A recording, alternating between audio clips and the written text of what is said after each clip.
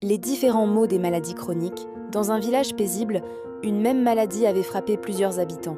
Le diagnostic était identique, les brochures aussi, les mots du médecin presque copiés-collés. Pourtant, les vies n'avaient rien de semblable. Il y avait Sarah. Grâce à un traitement bien ajusté et à beaucoup d'écoute de son corps, elle continuait à travailler. Elle connaissait les douleurs diffuses, la fatigue qui s'invite sans prévenir, les soirées où chaque muscle semble peser trop lourd. Mais son corps répondait suffisamment pour lui permettre une vie relativement stable. Il y avait Thomas. Même maladie, même suivi médical. Pourtant, chez lui, les symptômes étaient plus violents, plus persistants.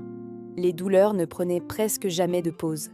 La fatigue n'était pas une simple lassitude, mais un épuisement profond. Malgré sa volonté, malgré ses efforts, il avait dû cesser de travailler. Non par choix, mais parce que son corps ne lui laissait plus cette possibilité. Dans ce village, certains comprirent enfin que la maladie chronique ne se vit pas en copie conforme. Elle s'adapte à chaque organisme, elle frappe avec une intensité différente, elle réagit différemment au traitement.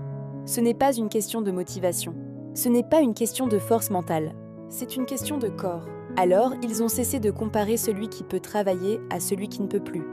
Ils ont compris qu'on ne voit jamais toute la douleur derrière un sourire, ni toute la bataille derrière une absence.